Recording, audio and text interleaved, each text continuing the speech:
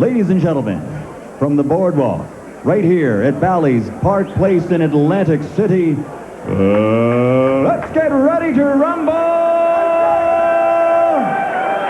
12 rounds of boxing for the vacant NABF Light Heavyweight Championship.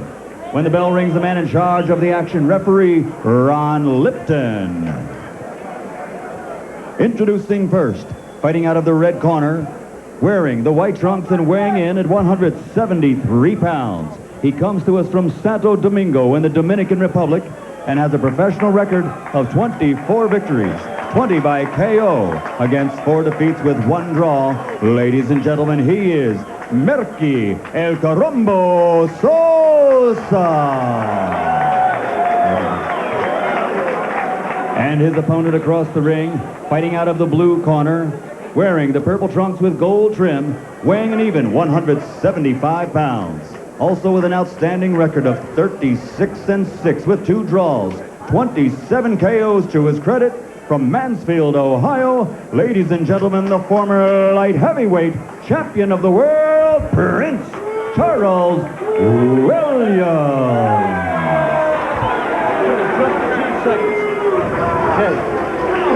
Just a few seconds. Just a few seconds. Gentlemen, this is for the NABF title. The 3 knockdown rule is in effect. There is no standing A count. If either fighter is in trouble and you do not want me to stop the bout, you must show me you can continue. No matter what happens out here, let's keep it strictly professional. Good luck to you both. Buena suerte. That is Merqui Sosa, who moves up from super middleweight to the light heavyweight division. And the man he's facing is a man that once was king of that division, in the IBF version anyway, Prince Charles Williams, who himself is moving up, Dave, because he fought last as a 168-pounder against James Toney for the IBF super middleweight title. Goes up to a weight class. He said he feels comfortable coming down, and his interesting answer this morning about not feeling uncomfortable at 168 against James Toney was quite a remarkable comment, considering how much weight you have to lose to get down to 168 when you're walking around in the 180. Yeah, he said, I just lost. He said, I got to the weight okay, and I can still fight at 168. Now, they are wailing away on the inside. They're waging an inside battle immediately. Williams said he was going to jab more, and I'll tell you what, there's some blood already over the left eye of Charles Williams. Might have come from a clash of heads.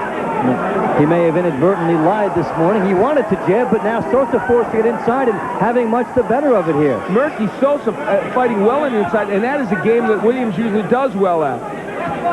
So, lots of developments here earlier. Cut over the left eye of Williams, an inside battle that is so far working to Sosa's benefit. But when you look at a pro football game and a passing team starts out running with trying to set up that pass, and Charles Williams may be trying to set himself up on the outside later by controlling the inside now. Well, he came out this way against James Toney and had some good results with it until he finally was KO'd in that fight late in the bout. A lot of blood, and we can't see it too well yet, but there's a lot of blood over the left eye of Prince Charles Williams, and we're going to have to get a ruling after this round to see if it was a clash of heads that caused it. Halfway through round 1, that uppercut by Williams. Very significant, of course, because if a butt is not called and then the fight is stopped early, it is a TKO. Nice uppercut on the inside. Williams has that in his arsenal. Both men going to town here in round 1. This is a superb round for both men. Nice right by Sosa, and Williams comes back with an uppercut. Tremendous first round. And still a minute to go. There's an uppercut by Sosa, followed by Williams. So much for the usual feeling out process of the first round. An overhand right by Sosa. Merqui Sosa showing great work on the inside. Under a minute left to go, and they will have some work to do. Molly Hayward will, in the corner of Prince Charles Williams, to work on that cut. And those heads are coming together a lot. You would think Williams might want to stay on the outside just for that reason, Dave. But look at him. He rips an uppercut. You get a great view there of this action on the inside. And Sosa rubbing with his head, moving his head, very happy to have this fight in the inside quarters. And really bullying Williams at times. And yet Williams has really picked up the beat in the last minute and a half on the inside. So this is going to be a tough round to score, and I can't wait to see the punch numbers. Wow. And you see the cut. He walks right where you can see it. Ralph Citro, the cut man in that corner, he will do some work. How you doing, Sam? Hey, ref! Hey, ref! That was a butt. That's the head. It was a head butt. Giant champ? You gotta get another one, baby. Terrible. What a spit bucket at? When the grease joint? Yeah, spit him and hook him. Spit him and hook him. Okay? Yeah, how you feel? Spit him and hook him. All right? There is the overhand right by Merqui Sosa getting in there. Hey, I mentioned Ralph Citro. He is in Sosa's corner. That's an error on my part. Bill Hayward working on the cut of Charles Williams.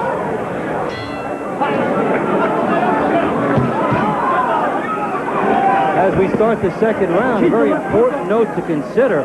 The NABF butt rule is 3 rounds, and at this point, no butt has been called. Referee Ron Lipton smartly looking for replay, and it hasn't really been perfected yet in boxing that you can do it before the next round, so it has to go as a punch. But you see these heads coming together. Yeah, Ron said he did not see a specific clash of heads. I didn't either, so, you know, that I can appreciate the fact that he might not have seen one, and maybe one didn't exist. Could have been a right hand that opened that cut.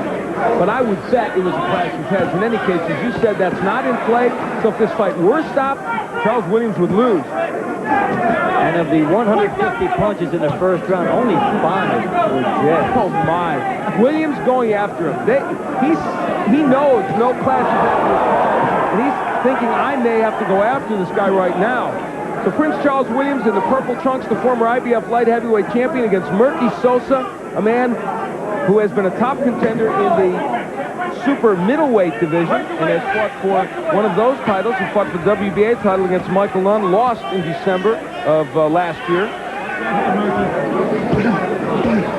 Still a war over the first round and a half. You can't ask for much more in a fight in the first round and a half of what they've been able to give us so far. And now, Dave, Williams using his jab to effect. Well, he's outside a little bit there, and Sosa trying to set up a right hand, stayed back and waiting for it.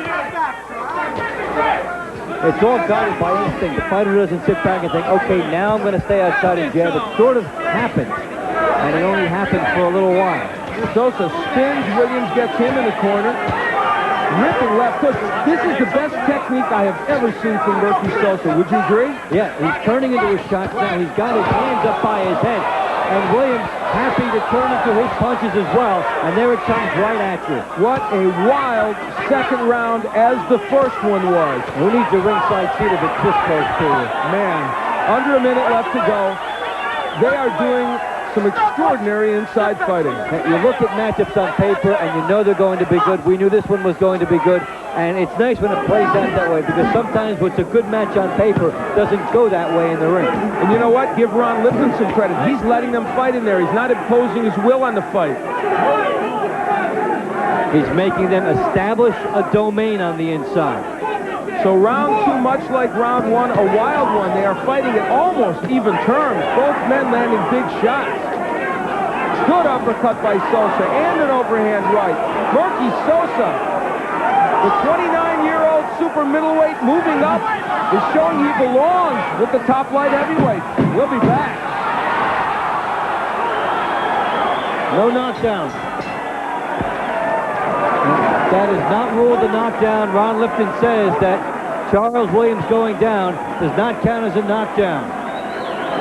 Happened just at the end of the round. And they'll work on the cut. Okay, good. When the water fountain.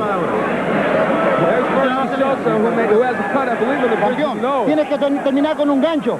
¿Tú entiendes? Gancho, sube rápido, el otro coge derecha otra vez. ¿Ok, campeón? Plot developments quicker than you saw on Dynasty. Voy aquí.